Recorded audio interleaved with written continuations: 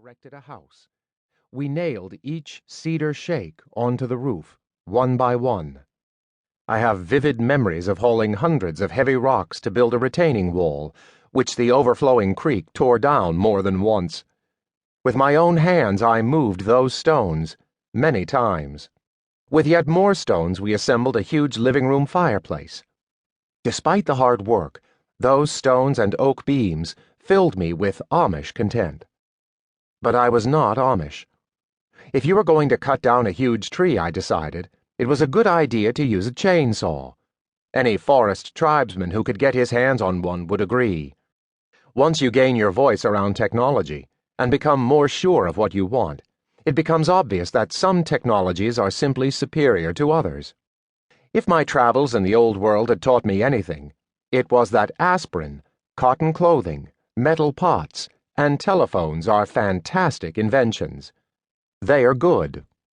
People everywhere in the world, with very few exceptions, grab them when they can. Anyone who has ever held a perfectly designed hand tool knows that it can lift your soul.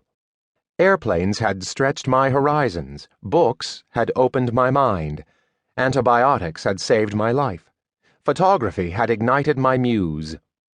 Even the chainsaw, which can cleanly slice through knotty burls too tough for a hand axe, had instilled in me a reverence for the beauty and strength of wood no other agent in the world could.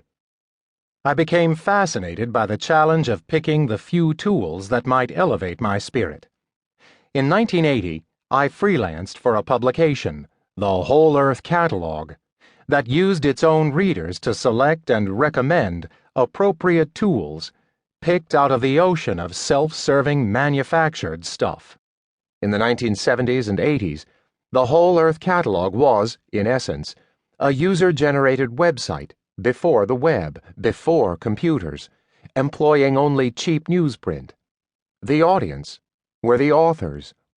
I was thrilled by the changes that simple, well-selected tools could provoke in people's lives.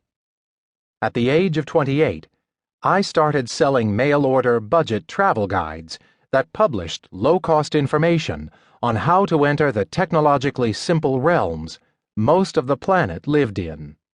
My only two significant possessions at the time were a bike and a sleeping bag, so I borrowed a friend's computer, an early Apple II, to automate my fledgling moonlight business, and I got a cheap telephone modem to transmit my text to the printer.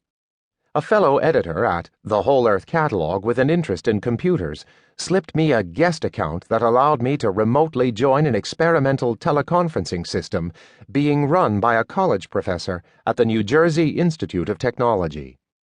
I soon found myself immersed in something altogether bigger and wilder: the frontier of an online community.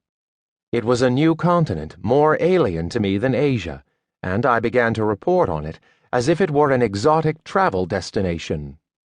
To my immense surprise, I found that these high-tech computer networks were not deadening the souls of early users like me. They were filling our souls. There was something unexpectedly organic about these ecosystems of people and wires.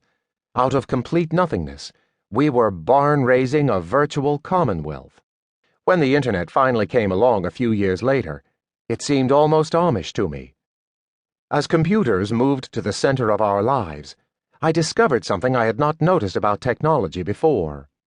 In addition to technology's ability to satisfy and create desires, and to occasionally save labor, it did something else. It brought new opportunities. Right before my eyes, I saw online networks connect people with ideas, options, and other people they could not possibly have met otherwise. Online networks unleashed passions, compounded creativity, amplified generosity. At the very cultural moment when pundits declared that writing was dead, millions began writing online more than they ever had written before. Exactly when the experts declared people would only bowl alone, millions began to gather together in large numbers. Online, they collaborated, cooperated, shared, and created in myriad unexpected ways.